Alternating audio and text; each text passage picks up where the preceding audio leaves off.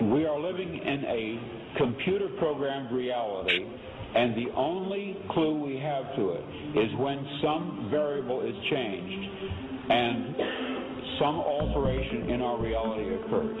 We would have the overwhelming impression that we were reliving the present, déjà vu, perhaps in precisely the same way, hearing the same words, saying the same words. I submit that these impressions are valid and significant, and I will even say this: such an impression is a clue that at some past time point a variable was changed, reprogrammed as it were, and that because of this an alternative world branched off.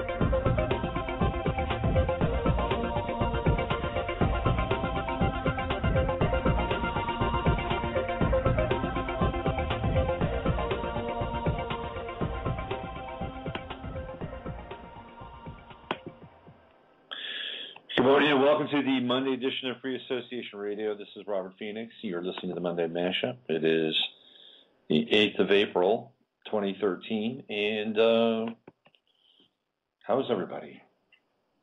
Everybody have a marvelous weekend wherever you were. It was a nice weekend here in Austin, mostly sunny, but the clouds are back and looks like we might be having another bout with some dramatic weather. We also had a little bit of baseball action on Saturday. Kids' baseball team played. Big wind. The wind was kind of disturbing, I have to say. There are times when wind is really cool, and there are times when wind has like almost a malevolent force to it, and that's what it felt like on Saturday, as my son's team struggled to try to get back into a game and lose it. Weird vibes all over the place. But anyway, it was a mostly uneventful weekend on the news front, with the exception of what happened last night with the passing of Margaret Thatcher. And it's amazing how that's impacted people, especially in England. Apparently, she was not well liked by a lot of folks. I understand that from a political perspective. She was an ally of Reagan, and she was the enemy of Labor. And Labor, I think to this day, is still the predominantly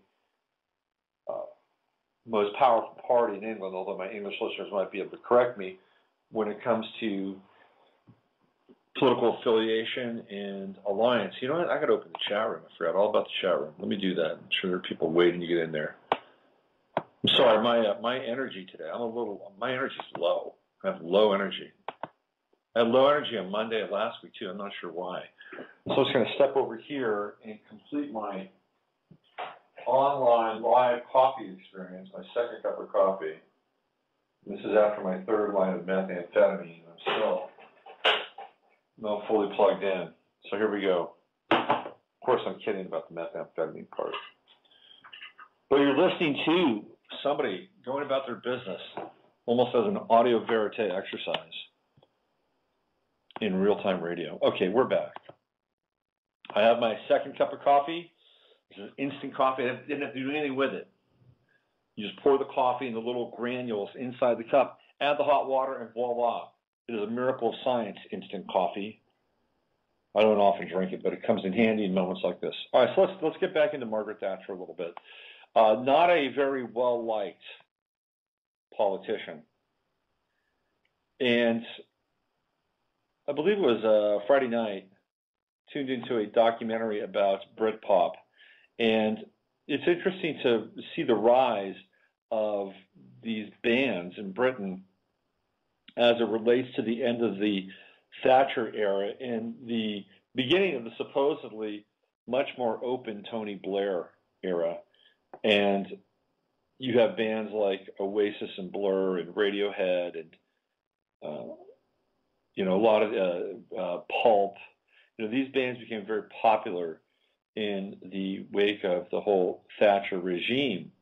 So there was kind of a renewed spirit of having pride in being English, because unfortunately and again, this is all from the outside, what Thatcher had done is she tied her wagon to Reagan. And that's pretty obvious. She tied her wagon to Reagan, and there was a reason for that. The reason why she tied her wagon to Reagan was because the Reagan model was the way to go at that time in the world in order to make money.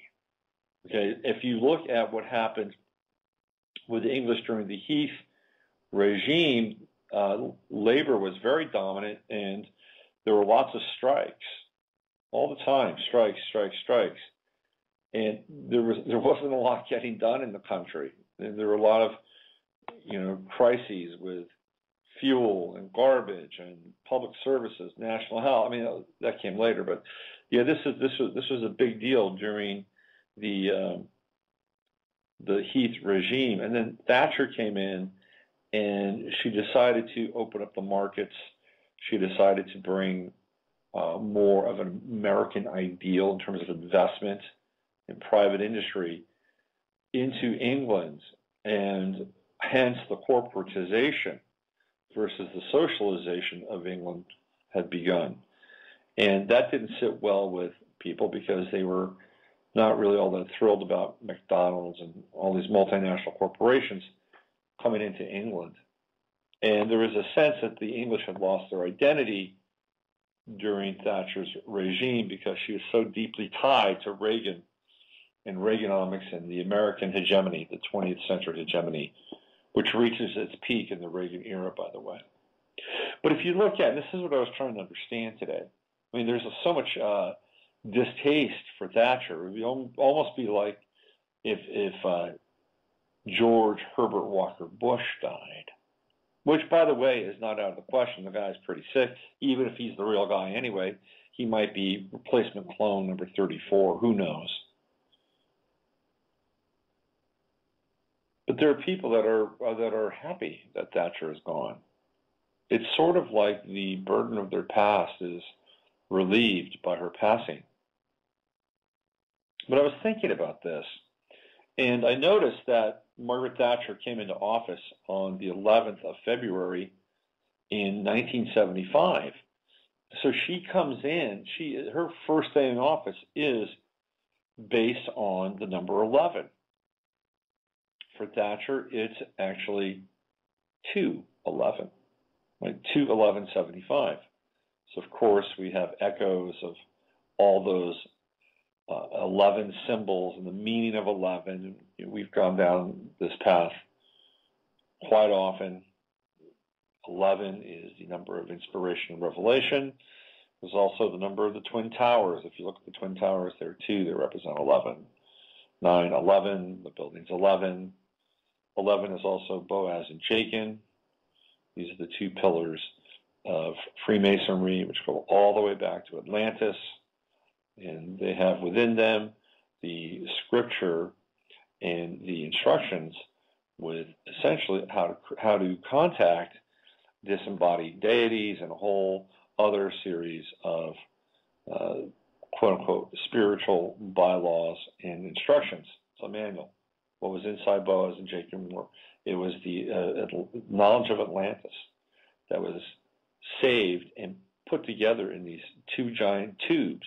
That's what they were. They were tubes, and they would float, and they eventually wound up in the shores of North Africa. So this is what 11 represents, and she went into office on the 11th of February, and so we're dealing with, in many ways, kind of a double Aquarian day, because the number 11 is also the number of the New Age. If you go back to the number 12, number 12 is the number of the Piscean age, because it represents the 12 disciples, right?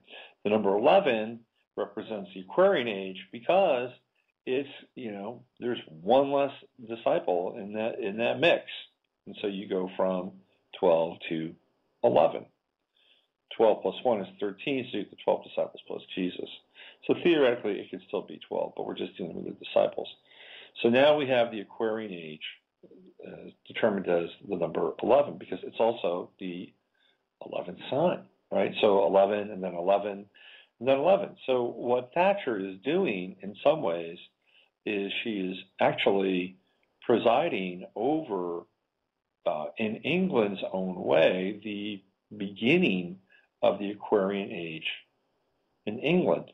And there are two major musical movements, in my mind, that confer this.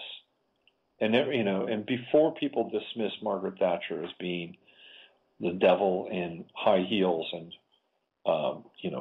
blue pantsuits,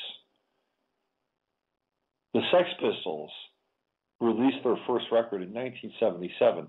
They formed in October of 1975, which was just a few months before Thatcher assumed office. So by 1977, with 2 years under her belt, the Sex Pistols were ready to kick things up into another level. And what sign is John Lydon, a.k.a. Johnny Rotten, the lead singer of the Sex Pistols? He's an Aquarius. And what is punk rock? Punk rock is a very Aquarian form of music because it destroys form. And this is what the Aquarian age is about. It's about the destruction of form.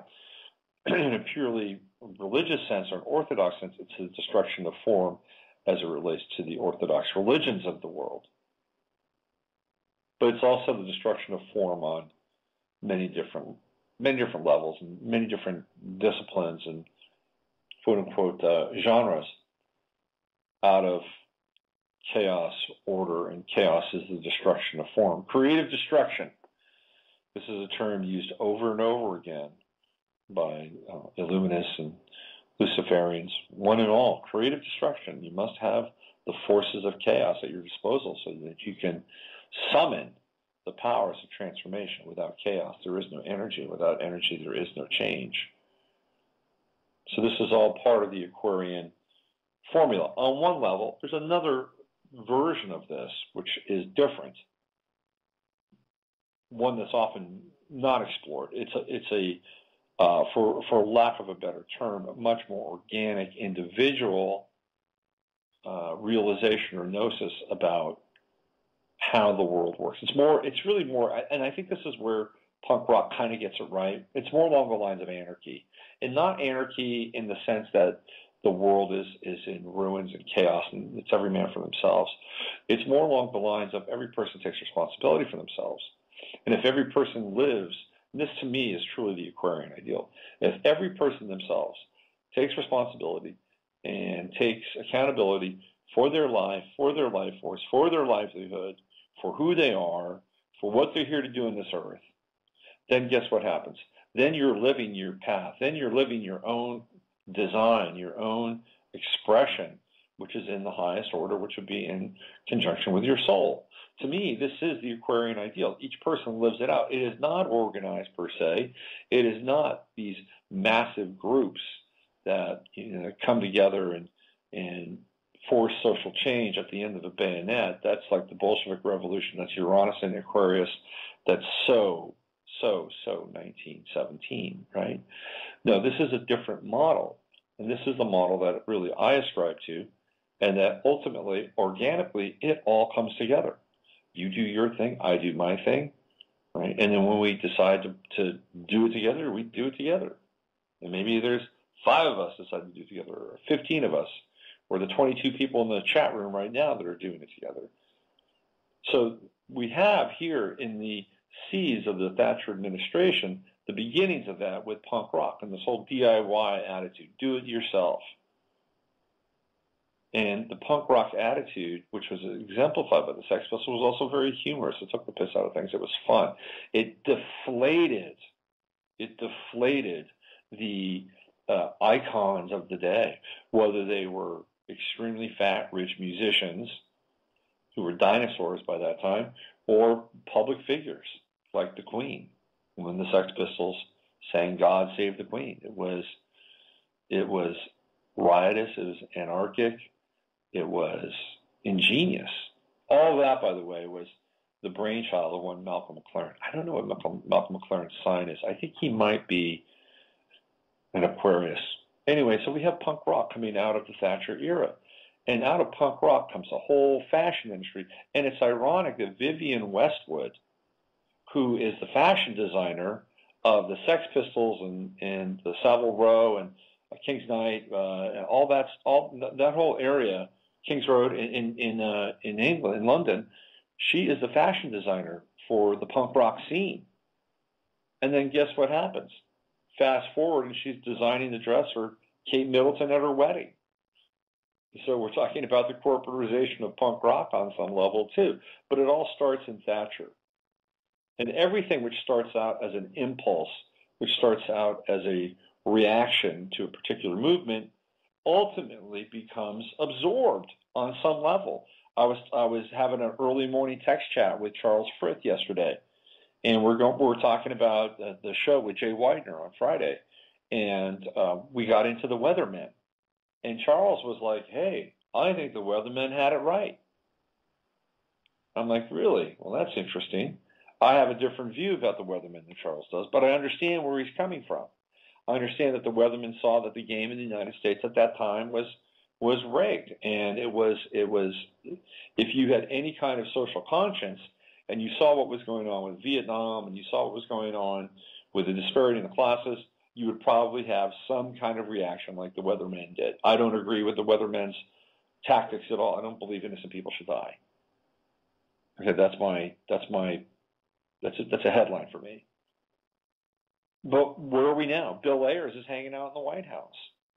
So here we go again. We see, somebody like Vivienne Westwood who's making fashions for Adam Ant, for Johnny Lydon, maybe for the Clash, whoever it is, and now she's making dresses for Kate Middleton. We have Bill Ayers, who's throwing Molotov cocktails in the 70s. He's having weekly visits with the White House. This is how things are. This is how things go. Things that start out as reactionary movements ultimately become part of the mainstream. At some point, they are integrated. And I see my friend Dell is on the phone listening.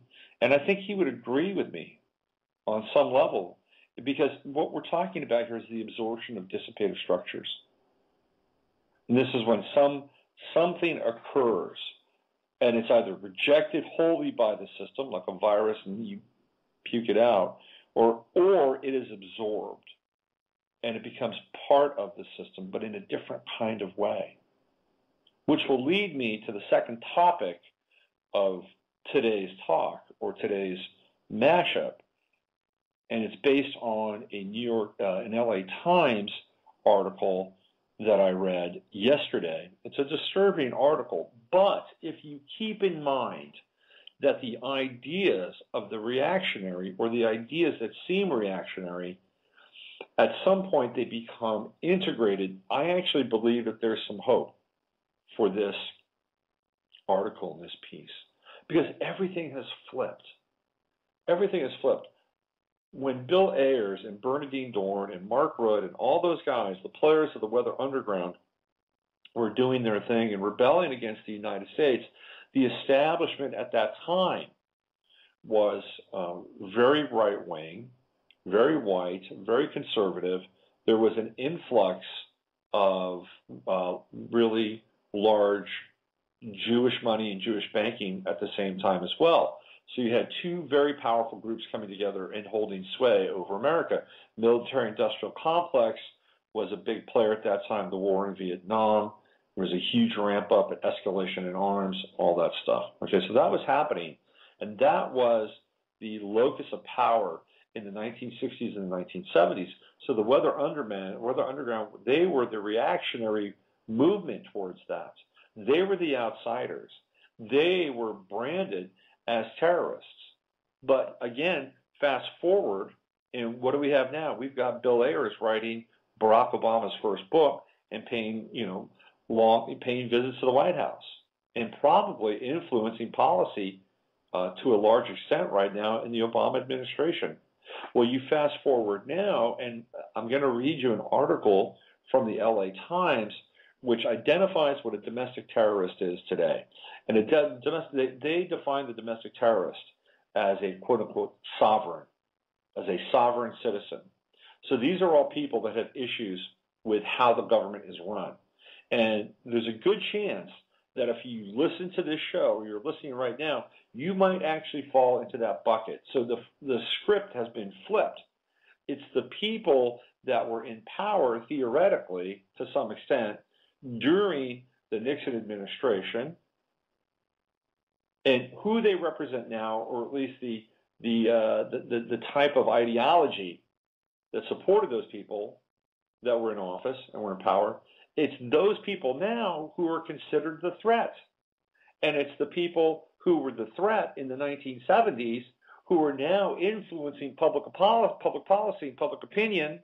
They are now the ones that are sitting in the seats of power. Everything has flipped, okay? It's all flipped. And this is a very interesting notion to wrap your head around if you think about it.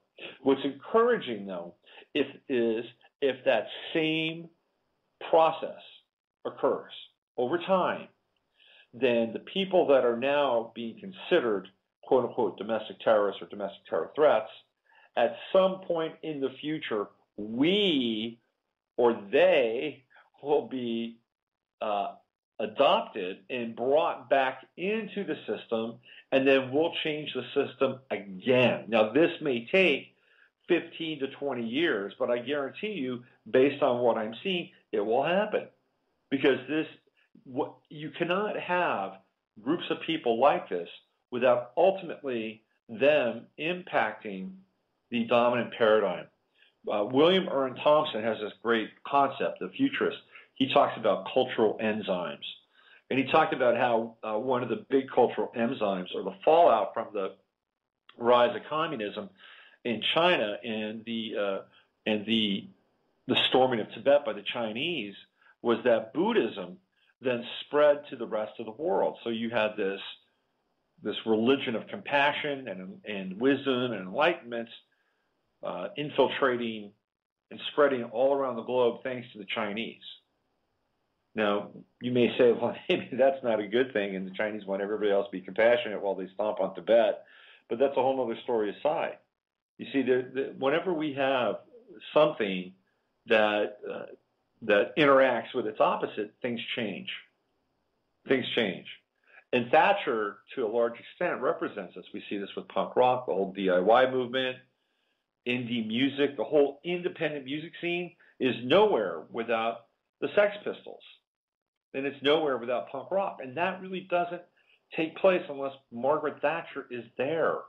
So she may be hated, but she spawned an entire movement of people saying, screw this, I want to take responsibility for my art, for my life, and I don't want to be told what to do, which is a very Aquarian perspective. Again, she came into office on 2/11, so she's going to set an Aquarian tone for her entire stay in office. Now, the other movement that takes place under Thatcher, which is quite interesting, is the rave movement, and this occurs in the late 80s. This is actually 1989 to 1990. It's towards the end of the Thatcher movement, and it's really the beginning of the psychedelic era, or Britain's version of the 60s. And all of that takes place in London and in Manchester. And the guy that is really kind of in the mix for both of those is the late Tony Wilson. And Tony Wilson brought the Sex Pistols to Manchester, and he had them on his TV show in Manchester. And then Tony Wilson eventually opened the Hacienda, and in the Hacienda you have people like a guy called Gerald, 808 State, all the early, techno stars, spinning records and twisting knobs. And the rave scene, which is fueled by thousands and thousands and thousands and thousands of tablets of ecstasy, along with, really groovy music, that's another very Aquarian expression of music. In fact, it's the ultimate Aquarian expression of music, because you have one individual. It's the individual who is responsible for channeling the sound and the energy of an experience where hundreds of thousands of people can all lock into the same groove at the same time, share the same group consciousness, find the right moment, the right bounce with the E, and all be there simultaneously in the now. It is the most Aquarian of Aquarian expressions. And again, this happens on Thatcher's watch. And it's in some ways, it is the birth of something new because it's right at the end. And then out of that, you have the passing of the baton from Thatcher to Tony Blair, and then you have this expanded sense of possibility that exists in British art. You have Damien Hirst, British music, all these icons, really took off in the early 90s because that's when there was a renaissance. There was a spiritual renaissance taking place in England at the time. And you cannot divorce Thatcher from that. It's all part of the creative chrysalis. And what we're experiencing now in this country, in the United States, is something very similar, but again, the script is flipped.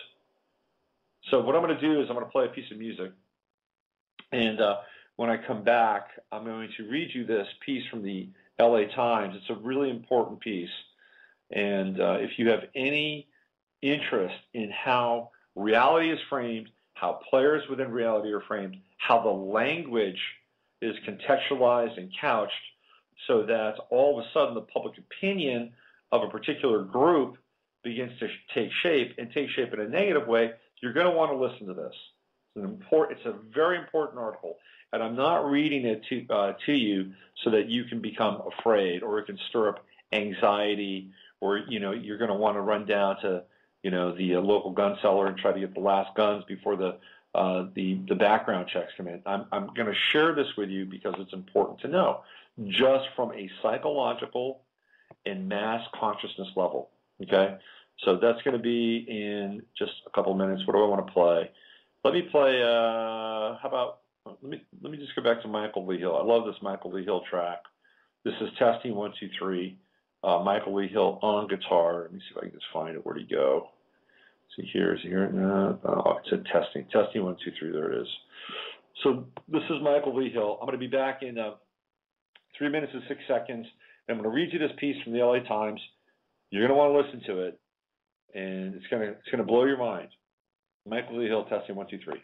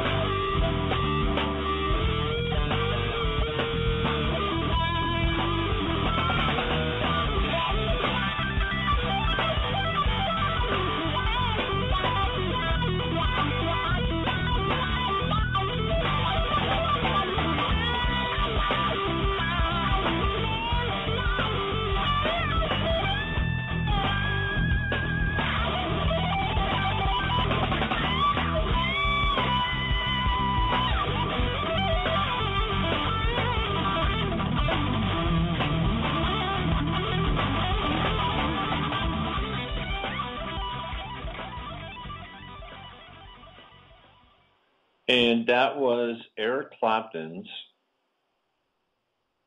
I guess, illegitimate son. I wouldn't say illegitimate, because Michael Lee Hill is legitimate. But apparently Eric Clapton is his dad. And by listening to that shredding piece of guitar work, it's not hard to make the leap that that's actually the case. He shared that with us on the show a couple of years ago. All right, so let's do this. Let's transition to this piece on the LA Times. This is from the 5th of April, so it was on Saturday. And the headline, I posted this on Facebook right after it hit. The headline is, Police Teach Tactics for Handling Sovereign Citizens. The FBI classifies such people who refuse to recognize government authority in virtually any form as part of a domestic terrorist movement. Okay, so if in any form, government authority in any form. So if you refuse to recognize government authority and giving you a ticket, then you are now a domestic terrorist. That's a very broad, sweeping generalization. And the language for the domestic terrorist movement has basically been drafted by the Southern Poverty Law Center. Look them up on the internet. You'll see what else they're into. They have lots and lots of money, and they are shaping and writing bills in Congress, by the way. They're part of the anti-bullying campaign. It's the Southern Poverty Law Center and Morris Dees who are driving that bus. So let's read on here. Greensboro, North Carolina, with his shaggy hair, bushy mustache, and obstinate ways. Jeffrey Allen Wright was well known to sheriff's deputies in Santa Rosa County, Florida. Wright, 55, drove around with a phony license plate. When stopped, he refused to produce a driver's license. Once he threatened to sue a deputy who pulled him over. After he was fined for traffic offenses in September, Wright paid with counterfeit money orders. When deputies served warrants for felony counterfeiting March 8, Wright barricaded himself in his garage and declared he would not be a servant to the king. He broke out windows with a handgun, then pointed the weapon at officers. Police said 3 deputies fired, killing Wright. When Detective Rob Finch of the Greensboro Police Department heard about the incident, 2 words came to mind: sovereign citizen. Now, keep in mind that sovereign citizen, you cannot be a sovereign citizen. You're either sovereign or you're a citizen. So the name itself is a misnomer, okay? So Mr. Rob Finch doesn't really understand the concept, but that's okay. We don't really expect him to understand it. Finch teaches police and public officials around the country how to deal with self-described sovereign citizens like Wright. Finch and his partner, Detective Corey Flowers, have trained nearly 15,000 police and 5,000 public officials to combat sovereigns, zealots who refuse to recognize government authority in virtually any form. Violent confrontations are rare. Listen to that. Violent confrontations are rare. But the FBI says at least 6 police officers have been killed by sovereigns since 2000. A man tied to the movement shot and killed the California Highway Patrol officer who stopped him in Contra Costa County last year. A responding officer shot and killed the assailant. The agency calls sovereigns who number between 100 and 300,000 a domestic terrorist movement. This time of year has federal authorities on alert, since a central tenet of the sovereign movement is that its adherents believe they owe no income taxes. Sovereigns assert that the U.S. Treasury has set up a secret money account for every American, which can be reclaimed through a bizarre set of legal filings known as redemption. They say everything from taxes to traffic tickets can be disposed of by drawing on the secret Treasury accounts through elaborate legal claims and mountains of paperwork. Many sovereigns file invoices with police or judges demanding hundreds of dollars an hour for time spent stopped by officers or when in court to answer charges. Finch, 31, said his training sessions began after several sovereigns, pulled over by Greensboro police in 2008-2009, refused to produce driver's licenses. They demanded that officers recite oaths of office and fill out long questionnaires. To them, a police officer is just a man in a Halloween costume, Finch said.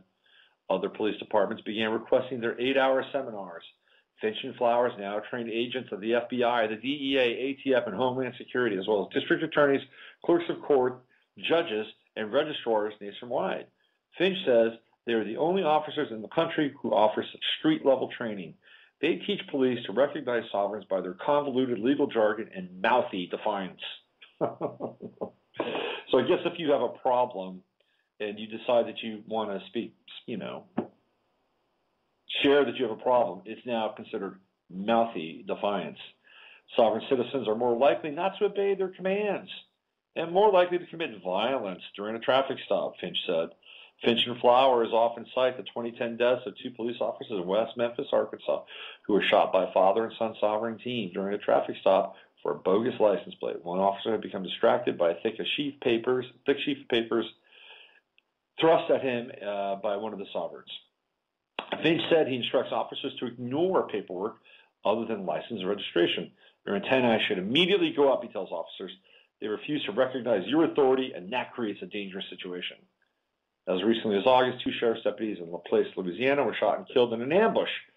Police said at least two of the five men accused in the killings were sovereign citizens. In Florida, police approached Wright carefully because he had told them in the past encounters he was not subject to police authority. Wright paid his taxes with handwritten coupon for payment, said Deputy Richard Alloy of the Santa Rosa Sheriff's Department. He announced he renounced his U.S. citizenship. They knew they had a bad individual, and they took necessary precautions. Even nonviolent sovereigns can cause headaches through what Finch calls paper terrorism. Some squat in foreclosed homes and file phony deeds claiming ownership, painted with photos of silver dollars. Sovereigns believe U.S. currency has no value, but recognize precious metals as valid currency.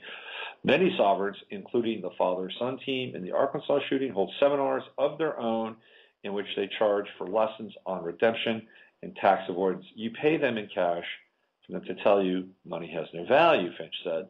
Officials from Greensboro and other cities push for a new North Carolina law that makes filing false liens a felony rather than a misdemeanor. Finch said the law, coupled with training of court officials, has helped block or dismiss many phone liens and nuisance lawsuits, but sovereigns continue to file lawsuits and liens hoping to claim property and damages, Finch said. At one meeting Finch attended, a charismatic sovereign citizen told a rapt audience that U.S. currency has no value. But he also explained how to redeem millions of dollars from secret U.S. Treasury accounts and how to use the courts to evade government and control taxes. Afterward, Finch said he asked the man what he did for a living. He was a U.S. postal worker. Finch asked how he justified working for a government he considered illegitimate. He told me he needed the money to live out his ideology, he said. So what we have here is we have the reclassification of, it's the beginning of the reclassification of what a terrorist is. And we've seen this happen since Osama bin Laden was, quote unquote, captured, shot, and disposed of in the ocean without nary a autopsy. So now the discussion, and this has started, by the way, really with the shootings in Aurora, Colorado, and also in Connecticut, Newtown, Connecticut, because the new definition of terrorist is changing. The new definition of terrorism is the lone gunman who is hyped up on some kind of psychological med or being used by a parent who has some kind of agenda or some form of raising the child that is contrary to the state. Maybe they were homeschooled. This is another form of terrorism that's emerging. And now we have a new form of terrorism that's emerging, which is the sovereign movement, or people that practice mouthy defiance, even though it's not a nonviolent movement. So the language is being changed. It's being recontextualized. And looking at this and looking at the language, what are we seeing? We're actually seeing this really could be. You put the names of Weather Underground or Bill Ayers or Mark Road or Bernadine Dorn, and you flip this back into the 70s without the sovereign citizenry stuff, you've got basically the same story. And where are we now, 30 years after that movement, while they're running around the corridors of power? So the good news is that ultimately there's a very strong chance that the energy of the movement, quote unquote, will be absorbed into the mainstream. And maybe 15, 20, 30 years from now, there will be people that will be the equivalent of Bill Ayers, but on the other side of the ledger sheet, running around the White House in Denver, Colorado, hoping to make change in a much more profound and sovereign, authentic, individually will-based and representative kind of way. But in the meantime, there is a real danger here in that people are being framed more and more and more for their beliefs. And if their beliefs are contrary to the dominant paradigm, that's when it gets really sticky. That's when it gets sticky and tricky. All right, so what I'm going to do is I'm actually going to end the show today a little on the early side, because I think we've covered just about everything with this topic. Am I right? All right. I think we're pretty clear here about what's taking place.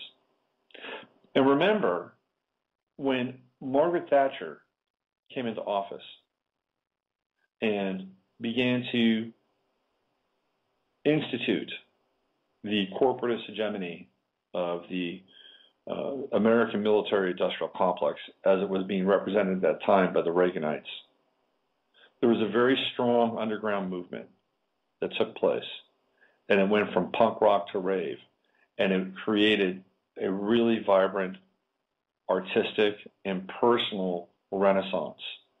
It may not have been happening in the dominant paradigm, but below the surface, it was really happening. It was taking place. It was taking root. It was on.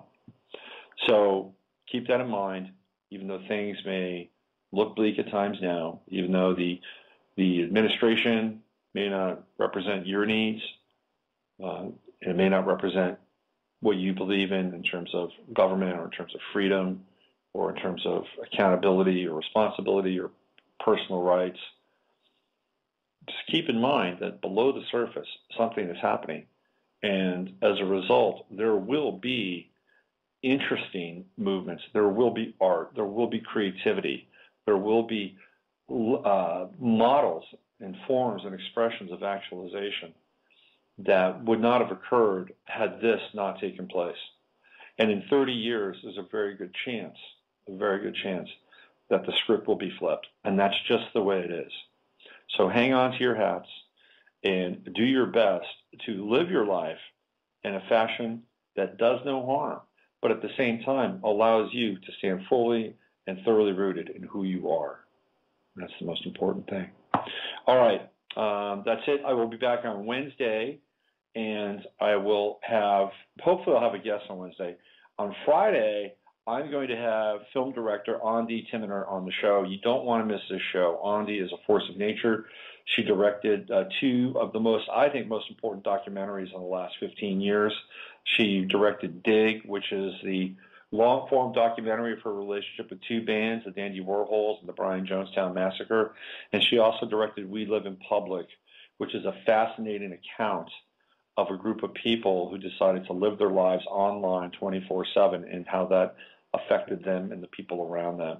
She's also going to be starting a new movie. She's deeply into Kickstarter culture and social funding for artistic activities, so you don't want to miss her. And I think we're finally going to get Man Called Clay on Friday and talk about his music as well. So Friday is all about creativity.